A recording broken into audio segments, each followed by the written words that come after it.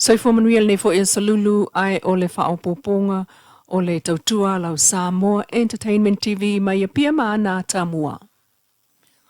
I le toi ave ai itua o le tangi tali atu o le whaipule manu malo le tu malo whaasale le angatolu.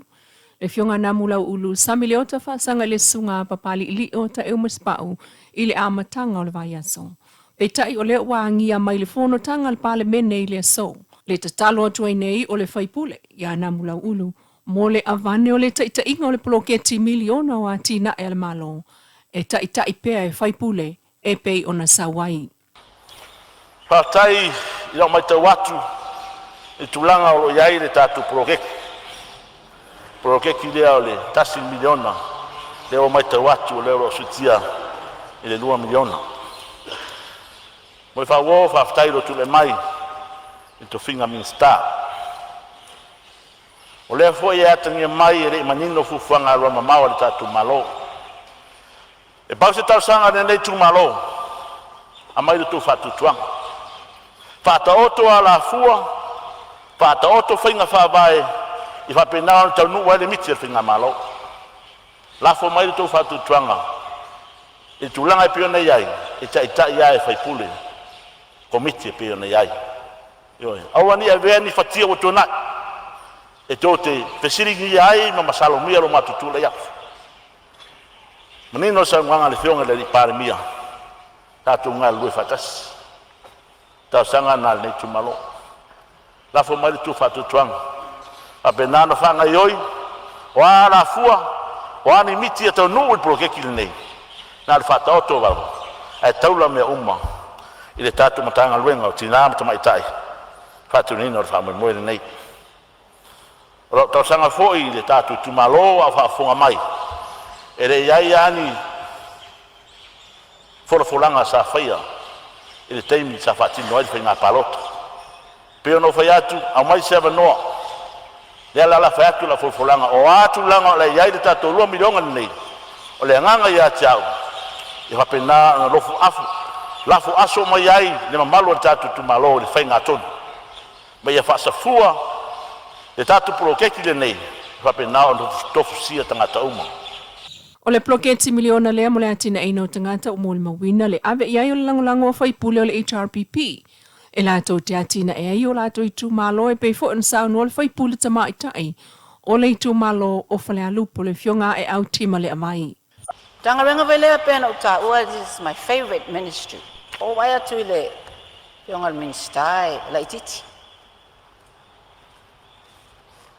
moi fa wo ya ele upu fo ile ele sirfia umala ititi ma ini te tai tonu fo o fionga minsta fa ma ini mai lava fa ngalo tutele fono fa vai nei a mesele miliona nei 2 miliona fa afetai lo mai tawina e tasi tesi male val ye 2 miliona sa ta o ele afaina meta ua tele lava ia ati na ele nei nu lo fa tali mai au sauni vai fa la lupo ona lo maua o la faia fainga fa vai e lima ta ina ele tau ma fainga o le 2 miliona nei wal meta ua ile lau matanga renga lau fionga minsta e mai sa atu pe ia mato e faia ia mato ati na fa fetai lava mai lo whaanga solo i le fono al palemene mai le falta alo i tuna i mato i le vai asole nei.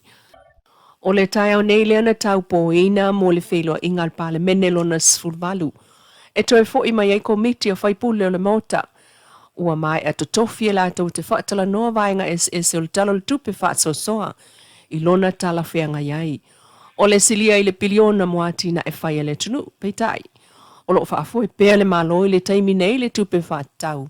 Mo whaalawalawe tupu whaafosei e tali ai se taunu ungol tupe whaasosoa lea o le lua olua 5 lua olua ono e te tauna amata le whai ungol maasina nei peitai. O le mulimulta ia le whaasola na anavatau maana folanga.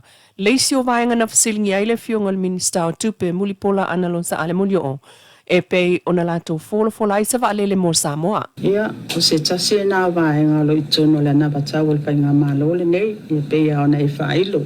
O ua telefoi ia ia alo ma whanau tama whanau le tātou atunu o lo alalam papa au ia tunu I fafa. Ia o whailo mai fo ilo lātou fo ia fai sao I tonu o atina I papenei ona o se tasi leo vaenga o lo mafatia I pe I lātou le tongi na pasese.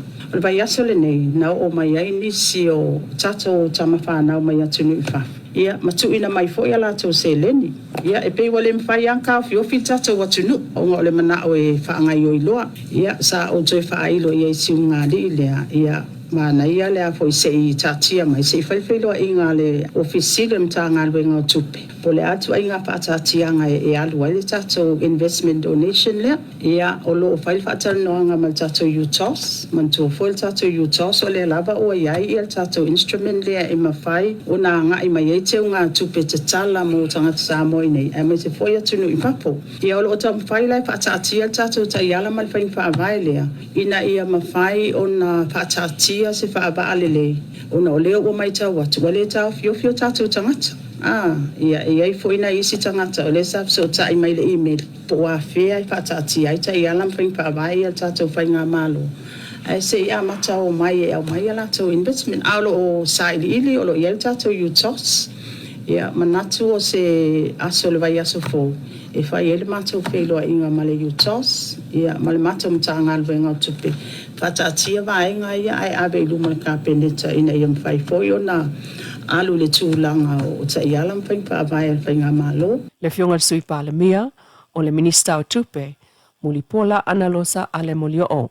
Ai o le tai au nei, le wheloa ia I le palemene I le maota o le whaleta alo I tuana I mato. Le Samoa Entertainment TV mai se vali nei le lua masino le pule ngale malo fou o iei nei.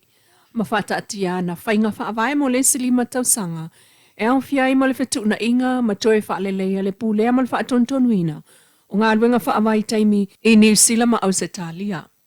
Ai o le ua whaate ia mai le tunuu I le maliu whaafosei o Stasio ana tama whanau. Le leo talavini whaasavalu lua fitu tausanga na malanga atu I New Zealand mo ngā luenga whaavai taimi. O le ipotia o lo o masalomia le maliu ina ua mu le whale sa wha mautu wai. Peta i o lo o whaia iai so enga I le mafu anga tonu. O le whaatala no anga lona tina ia langa fuaina whaasavalu ma le litu stala. Ia tu manwao tipi na ia ta uai. O lo o whaia so enga leo. I le mafu anga o le mu o le whale. I le aso sa ma le tupuane na o lana tamana iai peitai. O le whale sa no fuai o le whale lava lea na apia I New Zealand. I le lipoti lava ia o tele tala SS e au fiai malanga mai o le au malanga na aluai. Ai nofo e le isau.